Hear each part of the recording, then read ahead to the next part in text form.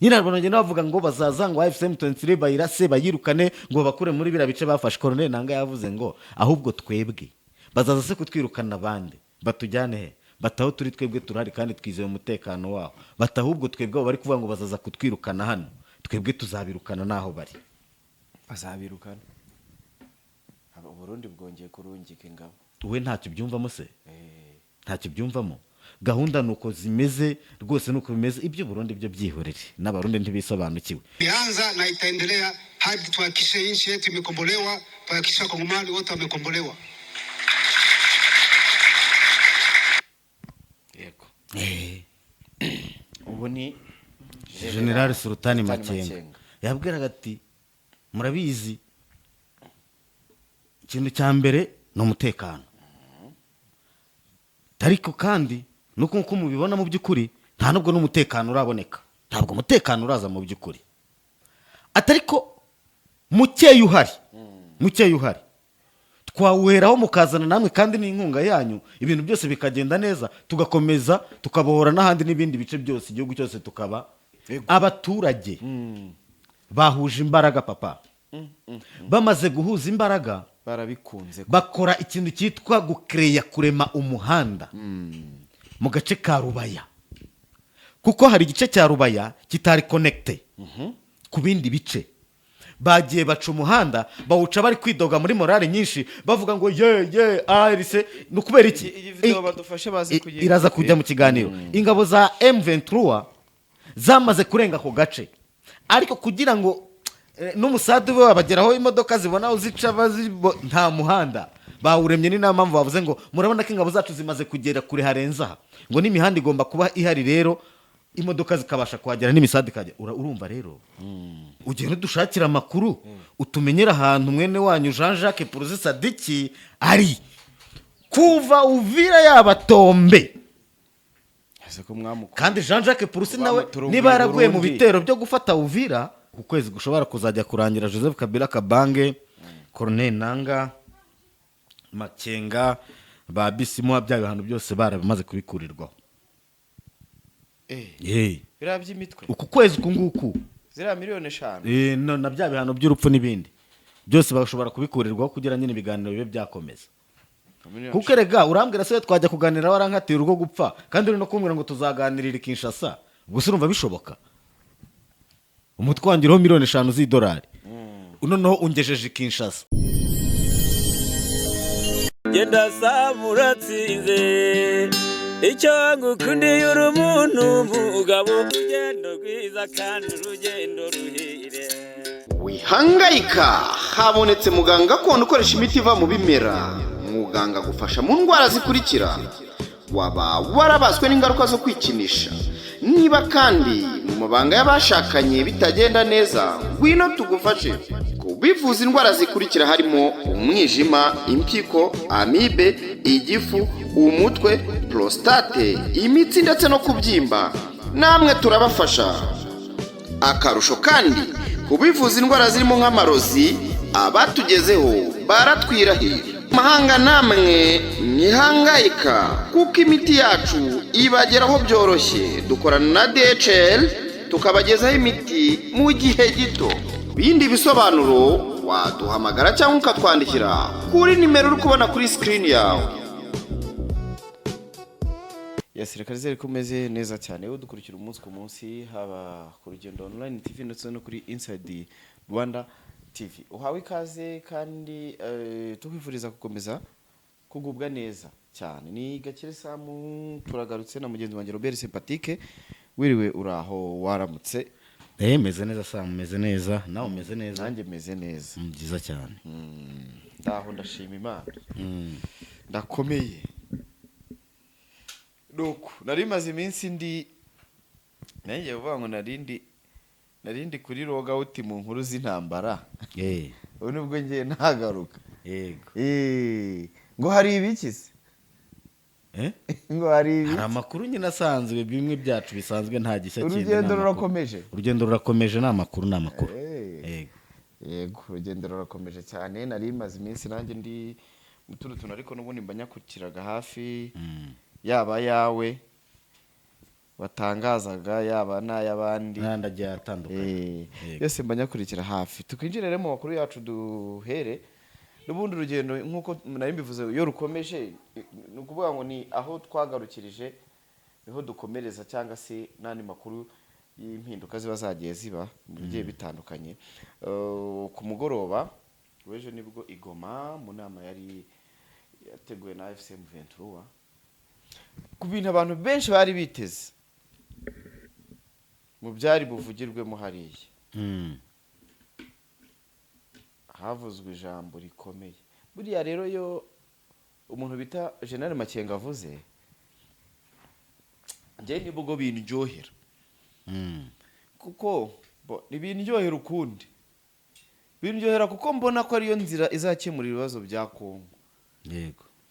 Kuko yo nanga aravuga kumva nyine arimo abandi banyepolitike baba bari kuvuga ku bijyanye n'amasezerano y'amahoro, gusinya amasezerano ya Doha, bakavuga Washington n'ibindi. Yego. Ariko iyo bigeze kwa Makenga sibyo biramureba, wahita akubwira ngo tutasonga mbere paka Kinshasa. Ibintu by'ibipapuro ndetse Makenga bamubwira iby'ibipapuro cyane we nta n'ibipapuro buriya bihari waza wereke Makenga byatuma hagarika no kurasa, nta n'ibihari. Uyu mugabo ni umusirikare kweri. Ni ukuvuga ngo Makenga se uramuzanira ibipapuro bamubwira ati turi mu masezerano, warakubwira ati ntacyo ibiganiro nimba biriho reka dutegereze turebe ikibivamo, bagategereza bakareba ikibivamo cyaba kitanejeje bagakomeza akazi. Ibyo ni ibisanzwe, ibyo ni ibisanzwe nicyo kiriho rero. Aka kantu yavuze ariko mbere na mbere reka tubanze guhera ku kumenya abantu bashobora kwibaza se yabivuze gute. Buri ijambo ryose cyane cyane abantu nk'aba ngaba bakomeye bavuga bitewe n'abo babwira. Ubundi yari abantu bagera muri 800 barenga hari iwabo babita abanotable. Abanotable rero hano mu Rwanda iwacu twabita se buriya cyangwa n'abakada. Bo ni abakadire nta kibazo, ahubwo twabita nk'abavuga rikumvikana. Bandi bavuga ngo bavuga rikijyana cyangwa se bavuga rikumvikana. Harimo abacuruzi. Yego nabo nyine n'abacuruzi bakomeye bafite ku mahera. Yego barwiyemeza mirimo bakomeye, abantu nk'abo nyine mu bice byabaye liberi. Nibyo ngibyo mu magambo make n'abo bantu. Niyo mpamvu shyiramo ijambo rero, niyo mpamvu nibaza kumva ibintu arimo kubabwira bahita banamenya ko babibwiraga abanotable abavuga rikumvikana bafite uko bameze, bakwiye no kuba bagira icyo bakora ku rugamba cyangwa se ku mihigo ya AFC M23 maze ibintu bikarushaho kugenda neza. Yego. Reka mbanzemo aka kantu gatonze. Hii kuleta mabadiliko kwa nchi yetu, kwa politika amesema haitarudi nyuma. Imeanza na itaendelea hadi tuhakikishe nchi yetu imekombolewa, tuhakikishe Wakongomani wote wamekombolewa. Reka mbe ndetse ako kantu ngira ngo urakumvishe nze mpite nkumvisha noneho ibindi byenyewe sasa. None ashaka kuvuga ko urugendo rurakomeje. Atahakikisha kwamba nchi yao imekombolewa, nchi yote Kongo yote. Ni uvuga ngo azaruhuka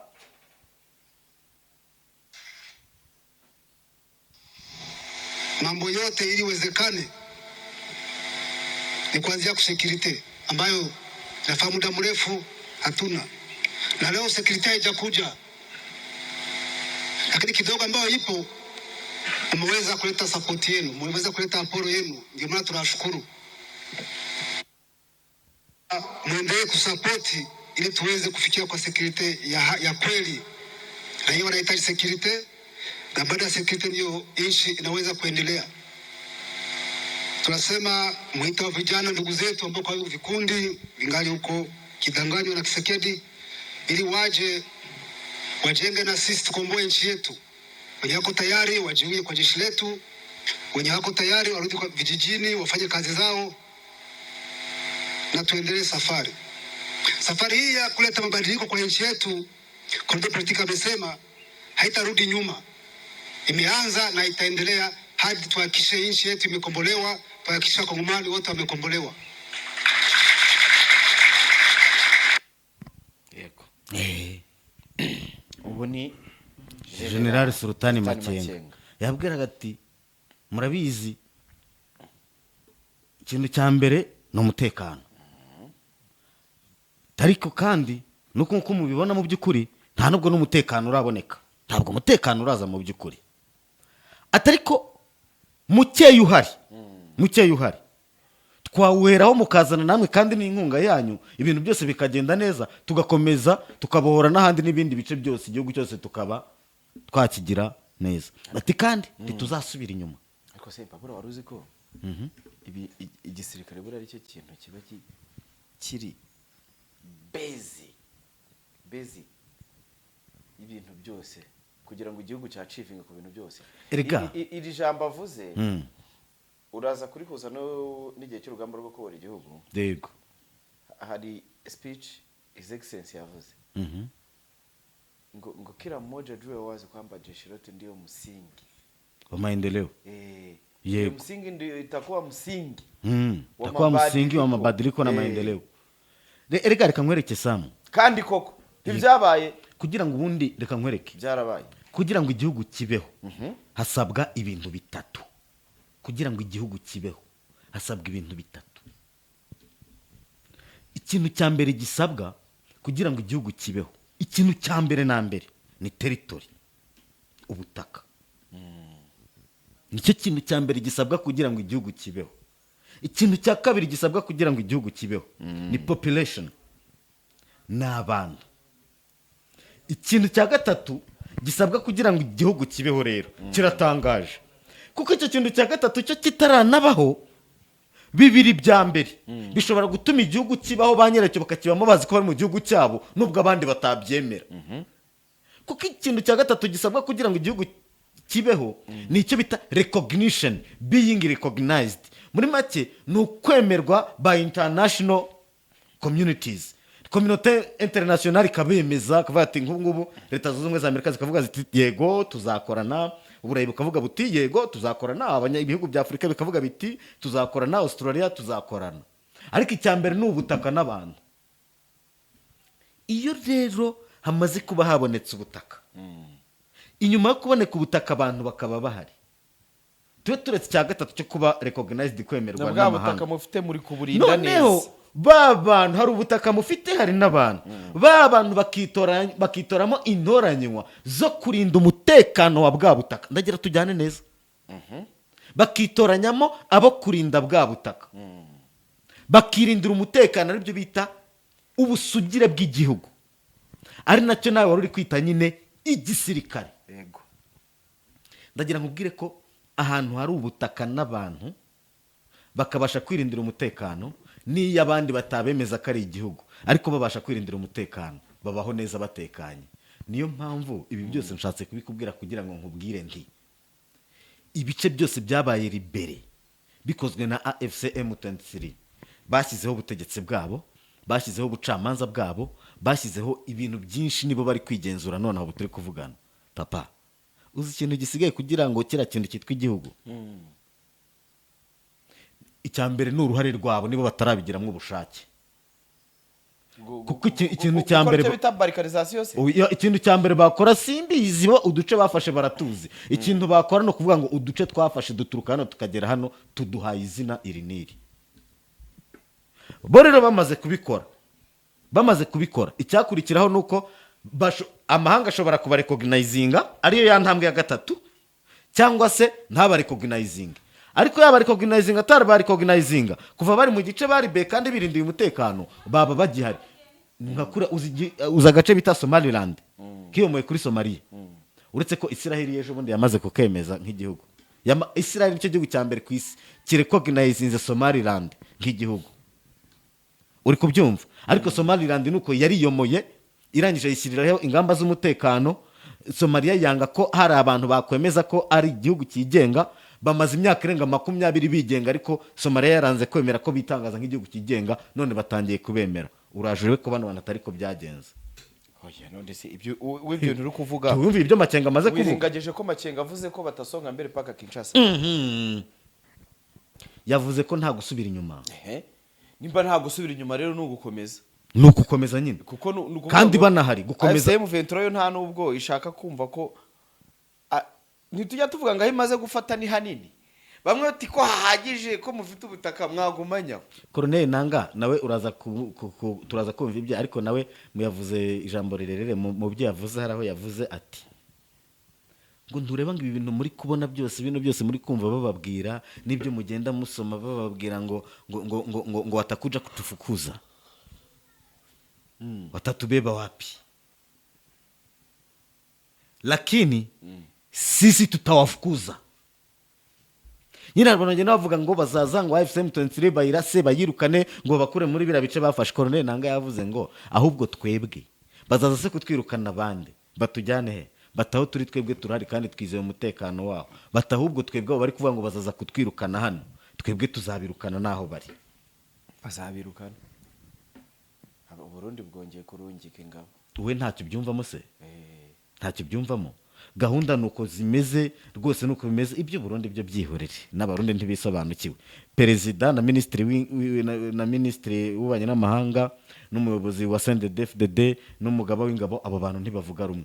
Ubwo rero ubwo ibyo byihorere ibyo Burundi buri kwirendera umutekano. Bya bindi byongeye kubabaho. Ibihe bya bindi byo by'ingabo kuzirungika hakurya zigahondagurwa na M23 zigahita zicika. Zamara kuhagera zikavuga ati baratwica, ducitse urugamba. Kagiye tuvuga bagiye bajya Dubai. Bano ntari abandi 500 baburi irengero. Bari gushakishwa uruhindo hubwo. Bari guhigwa bukware. Ntago bababona. Bakoze icyo bita kurya cerere. Baravuze ati hano umwana wo muri M23 ibintu ari gukora, aho kwicwa nawe nicwe na ntuzana ndayishimiye. Baravuga ati umva nawe ahisi igeze nyine. No kuvuga ngo igihugu cy'u Burundi cyo kiri muri loss, kiri mu bintu by'uruhombo gusa rwose. Kuza unambwira ngo Burundi bari kuza bagakwepa bakavuga ngo bohereje 5,000 hagasigara 500 guseto. Nta kigenda nyine, nibakomeze barwane n'isi. Kandi ikindi nkubwira, ibuka ejo buno umuyobozi wa CNDD-FDD Reverend kuri yaratangaje ngo ubundi twebwe ngo igituma ngo AFCM 23 ngo bagomba kuva hariya bagasubira iwabo ngo nukubera yuko ngo twebwe hariya twari twarahifatiye, twari twarahagize iwacu, ngo nako ngo nta kintu yatubazaga. Ibaza ukuntu ngo bari barahagize iwabo ngo nako ngo ntacyo yababazaga, none ba nyiraho baraje ntibashaka kuhavara. Nyine mwari mwarahagiye muhagira uko mushaka, ba nyiraho bari batarahagera. None se ko bahageze mwatashyi wanyu, ahubwo igitangaje abarundi biyemerera ko bajya muri Kongo, iyo babwiye ngo ni mutahe ntibemera, ahubwo bakavuga ngo AFCM 23 ngo nibahave kandi ari bo bari iwabo sha. Bakavuga abarundi rero utsinze ubwo buyobe babukuye, batekereza ngo abantu bari iwabo bazahave, ahubwo bo batari iwabo bahagume. Gusa ubwo ubwenge bucuritse bagome bahakontorora. Gusa ubwenge bucuritse.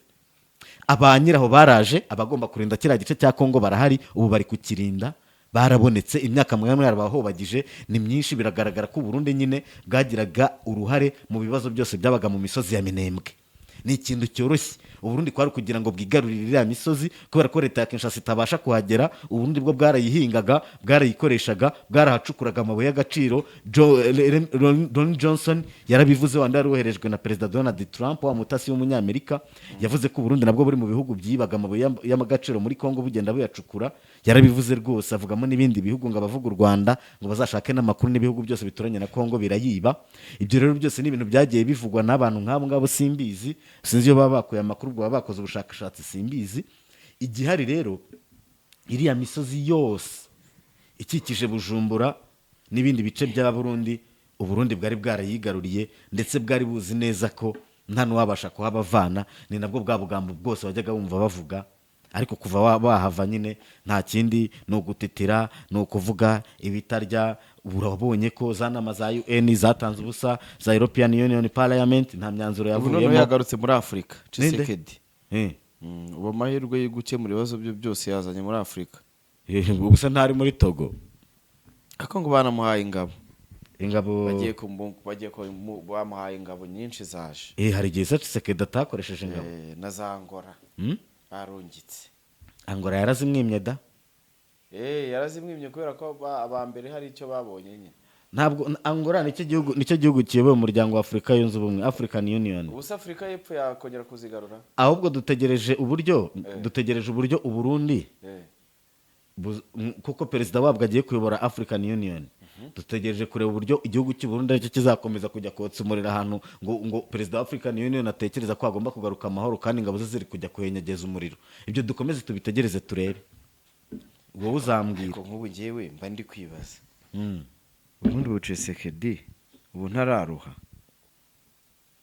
deni nkawe nari gushakira umuti w'ibintu byose mu biganiro. None se urabona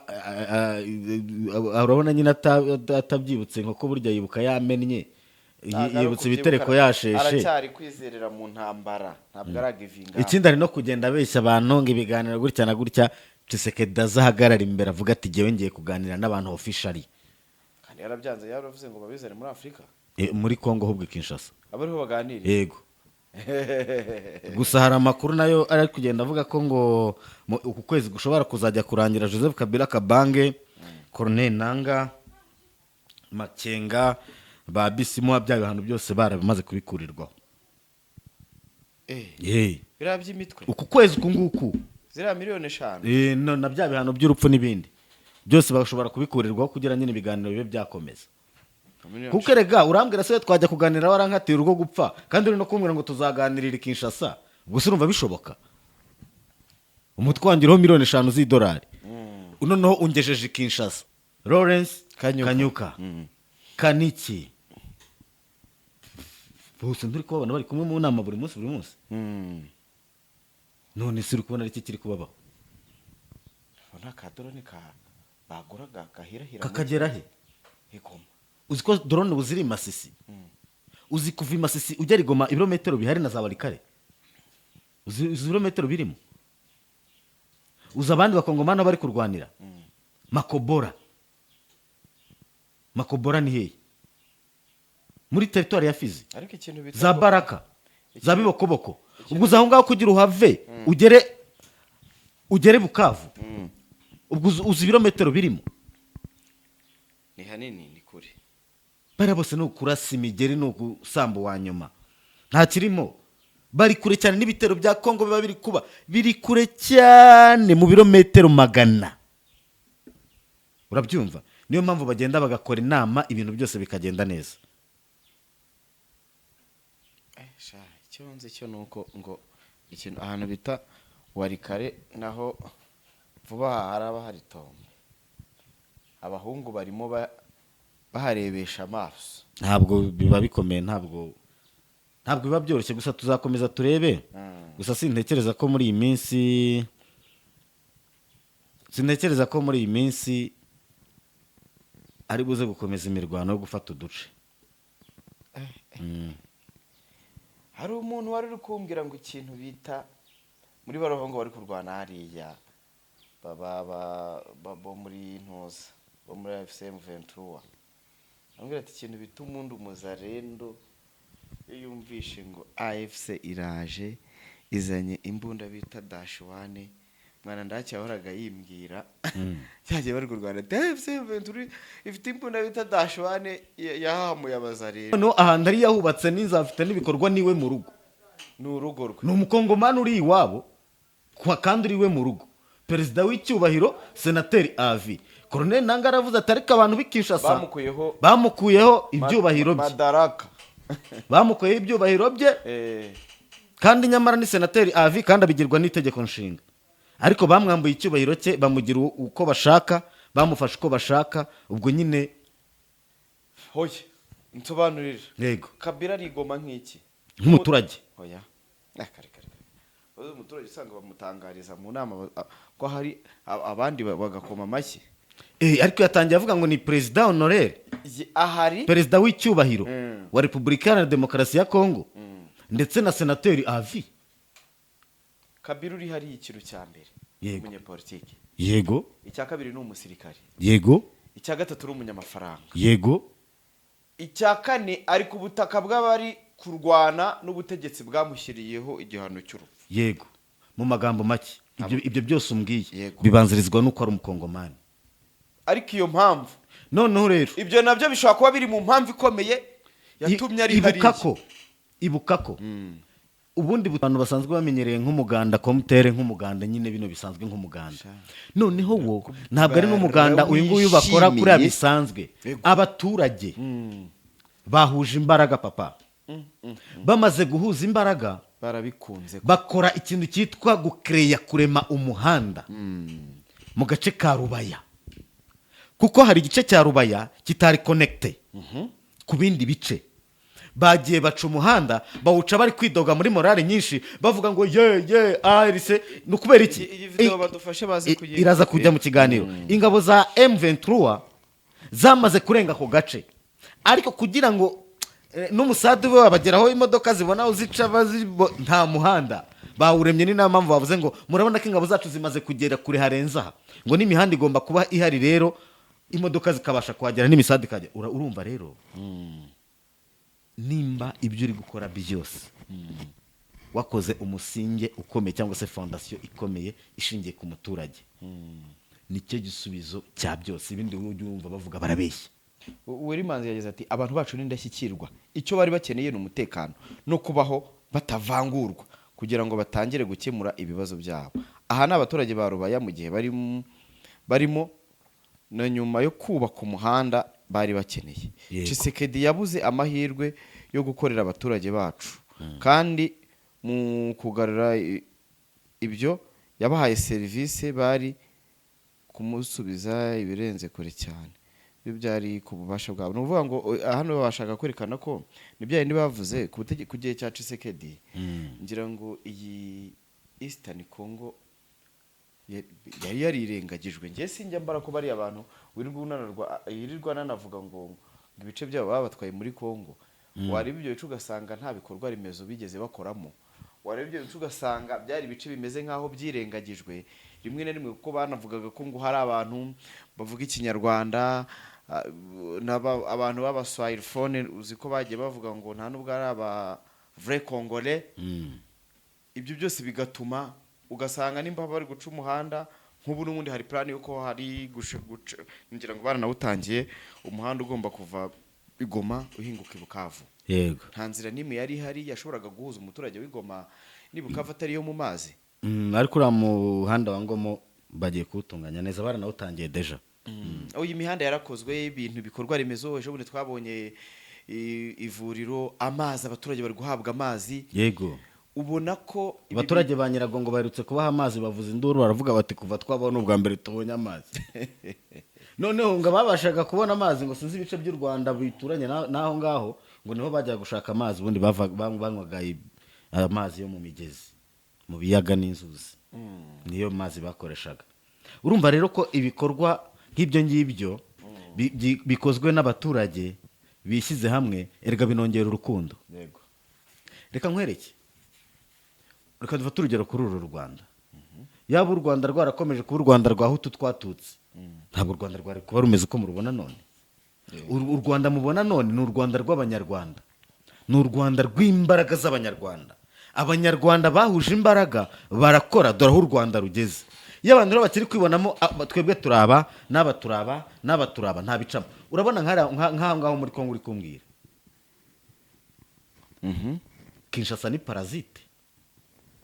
Kinshasa ni parasite. Amafaranga yavaga muri Nord Kivu na Sud Kivu akoherezwa hehe? I Kinshasa.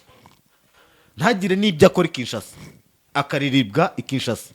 ariko uko byagenda kose, Ese reka nkubaza akabazo. gufata Nord Kivu cyane byafectinze ubuzima bwa Kinshasa kubera ikintu bita ibintu byavaga ku kibuga cy'indege cya Goma bigenda i Kinshasa, harimo ibiribwa, harimo, urabona batarakanuye amaso yaratunutse, bibaza uko bizagenda byaranze.